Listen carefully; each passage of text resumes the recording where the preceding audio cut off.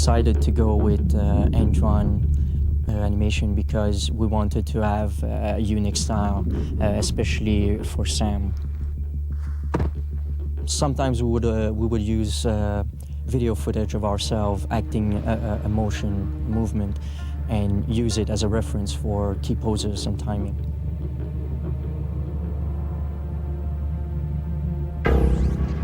For complex move like the split jump, we go directly to 3D, applying the basic animation notions until it fits the style. The inspiration came from a lot of sources. For moves like rappelling, we use realistic SWAT tactics. We also wanted to have action moves in the game, so for rolling, split jump, force corporation, human shield, we turn to movies. Don't shoot, please! I need somebody to cover my patrol while I make a pit stop. Any walking, jogging, sneaking, or weight cycles need to be tweaked a lot because they're really critical to game. These are the animation that you see the most. Everything on the character is animated. We have 10 bones just for the face. We can make them blink, smile, get angry. It's that portion of the animation that can make the whole difference.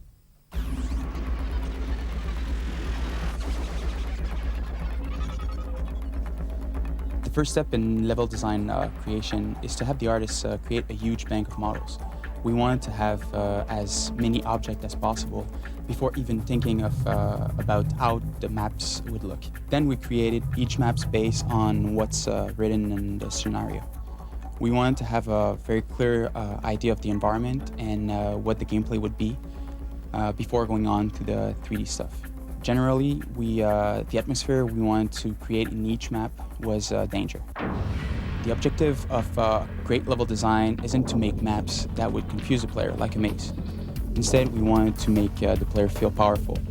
That means giving them a cool character to play with and the right weapon to use, but also giving them the right environment to be part of. Unlike other games, in Splinter Cell, we wanted the shadow to be a safe territory for the player and bright areas to be the dangerous territory. With smaller environments, we could make the gameplay much more intense, put the player much closer to the enemies, and it let Sam Fisher interact with the light and shadow much more effectively. The idea was to make a fully interactive environment, make it possible to shoot a computer, take a soda can, and to distract enemies. Who's that? But much more importantly, to shoot out lights. Shooting lights allow for a different gameplay experience depending on basically how you play. That was the ultimate goal, and well, we made it happen.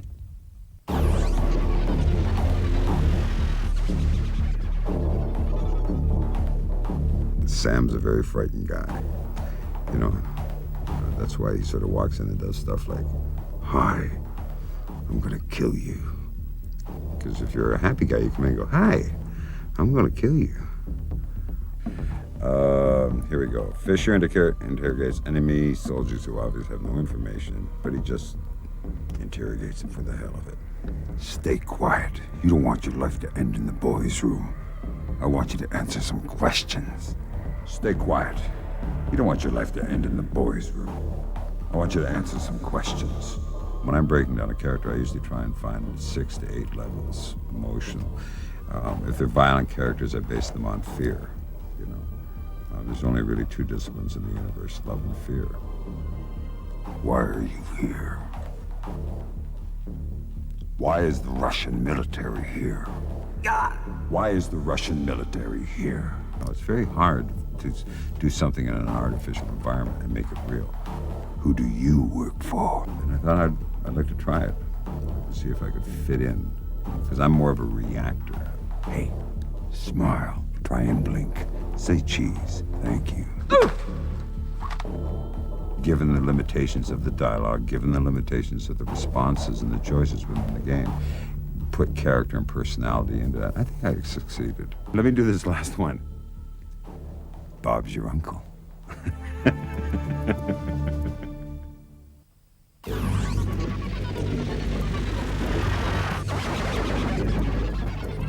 We have kept the bright flame That's the of secure line, American honey. freedom It's for me. burning throughout the world.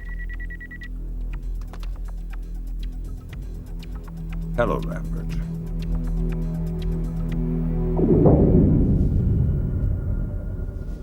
As far as the research that went into coming up with Sam concept and looked, we looking at the script. The script was describing Sam as a seasoned veteran, really like a career soldier, basically, and all the background that was described in the script was the fact that he was an ex-CIA operative, also an ex-Navy SEAL team member.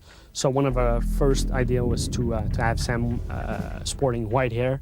It looked okay, but the feedback we got from a lot of people was the fact that Sam looked too old at that point, not as much as a seasoned, but more as a retired soldier, which was exactly way off what we wanted in the first place. So we've decided to tone down the white hair and just kept it on the sides and do the more black hair type of look, which also was associated with the stealth part of the character. So we've decided to go for that for the final concept.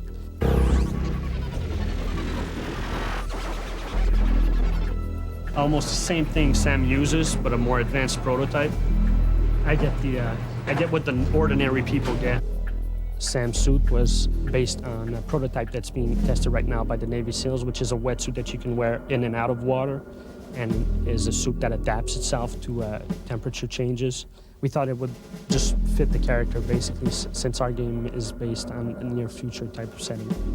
If you look at Sam's vest and all his pouches and equipment, it's all stuff that's lightweight, compact. Since Sam is a solo operative, we've decided to keep those elements in there, give him as much cargo space as possible, but at the same time without all that cargo being too cumbersome for the player. So this is something we've kept throughout the design.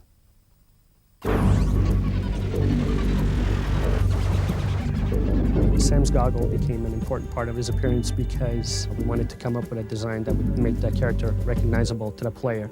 As much as Batman is recognizable to a lot of people, just the cape silhouette with the pointy ears. We wanted to have something that would have the same effect. So the silhouette with the 3 dots, which are actually lights emanating from the night vision.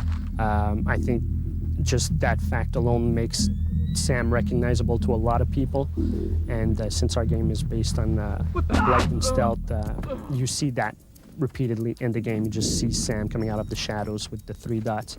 So this is why the goggles are such an important part of his suit.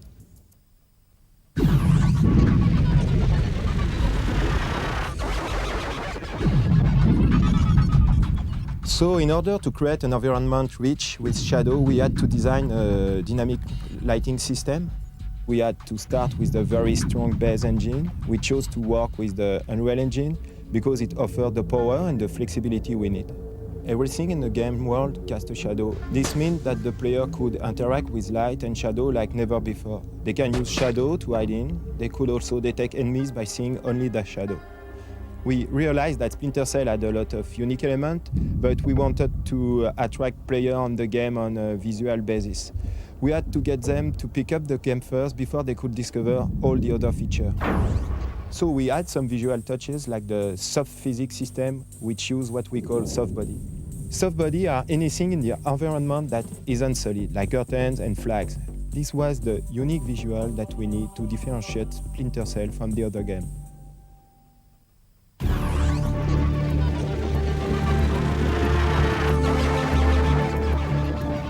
Develop under Tom Clancy franchise, it means that you need to validate and to justify everything. It takes place in a very near future, so you need to use a political environment that is believable, that is linked to the actual situation. You need to use gadgets that are already existing, that are already used by special forces, or a gadget that is currently in research that is believable to exist in the very near future. We really want the player to feel that, oh my God, this could happen for real, like tomorrow. The NSA created this solo operative that can react quickly. It can be, of course, a little more stealth than classical counter-terrorist squads. When Sam Fisher is on the field, he receives order from US government. And he doesn't care about international treaties or any political agreement. He do what he needs to do. It could be good things, it could be very bad things, and he has to do it secretly without leaving a trace. He can play safe by shooting most of the light and make a safe path through the level. He can also decide to shoot a little more on the enemy, or he can also decide to use the environment to create distractions and sneak behind the guards.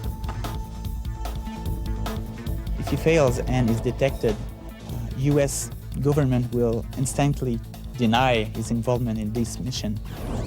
It's all about mixing those features together that would provide either interesting gameplays or interesting graphic results.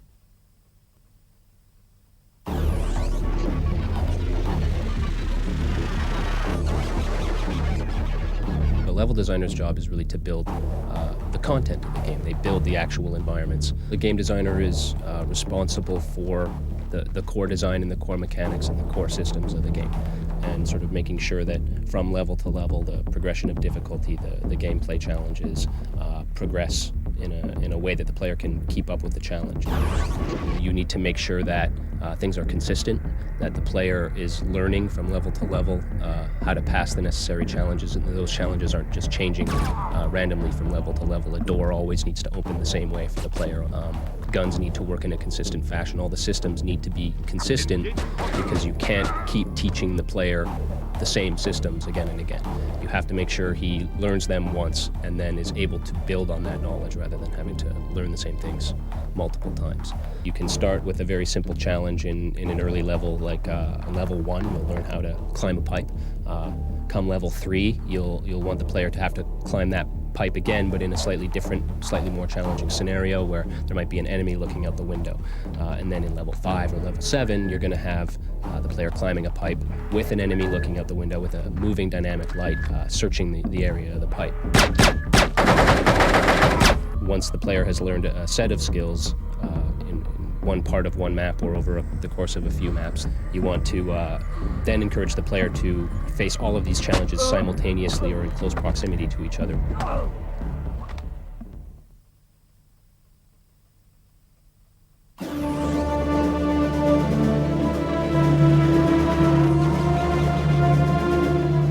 When we're going to this whole Cold War espionage sneaking around thing, we need to develop the sounds and use sounds that are going to benefit the darkness and still work. So we did use a few, let's say, ethnic instruments in the areas that we're at. When we're in Georgia, we have some Georgian guitars and Armenian voices, and when we're in Burma, we've got some Burmese voices and some Burmese drums and things like that.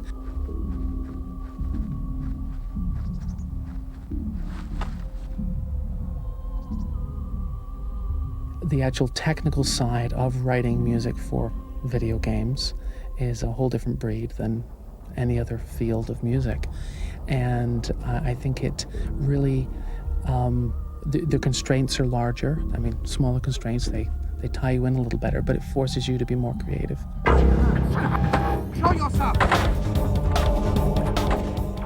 So what we did was we brought in a whole bunch of different styles together, from classical to electronica to ambient to world, and to try to find a happy balance between all three of them to come up with the sound.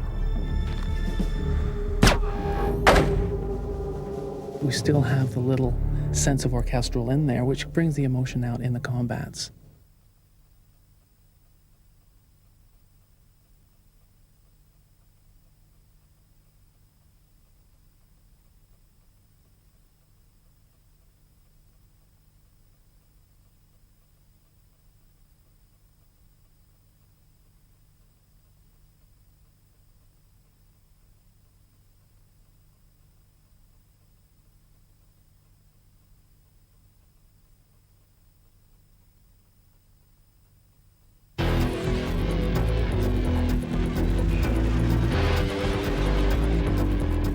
The openness of the gameplay has a tendency to trigger multiple events. The fact that you can pursue your investigation as the character, we can quickly run into trouble there where you've set off alarms, you're in the middle of a conversation with Lambert, you're being attacked by guards, and you're trying to hide and you've got your night goggles on. You know The you fact just that gunned all down of a those civilian, things could right? happen at the same time makes for quite a lot of complexity in the design. Mistake like that, and this mission's finished. Making the sounds for the video game is very similar to the way you make sound for a movie. I think that probably the most important thing is to be able to have oral imagination. That's to say, be able to imagine in your head how it should sound and then be able to produce those sounds. Making Sam Fisher truly sympathetic, because he's, at some levels, he's a ninja guy. He's highly trained and very cool, calm and collected. At the same time, you want to have a connection with him as a human being who's facing danger. So actually giving him an oral signature that made you really feel that you were that person as a player. I provide as much context as I can to the people that are producing the resources, giving them as much information as I can about what's going on in the game, where this sound will play. We don't recycle sounds. Our sound effects are created from the bottom up. When we have a gun sound, we record a gun, and it's that attention to detail with all of the sounds and making them be truly unique for this game